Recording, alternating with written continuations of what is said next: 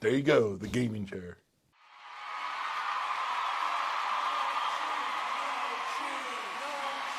All right, so we have a swivel gaming chair that offers multiple positions. 6 different positions. That's fancy. It offers lumbar support for your lower back, and you can rotate 360 degrees. That's fancy. All right, so my nephew Anthony is going to give it a try.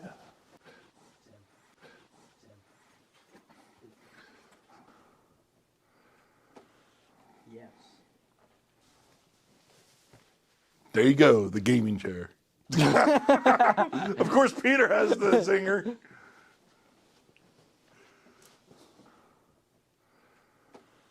Yes.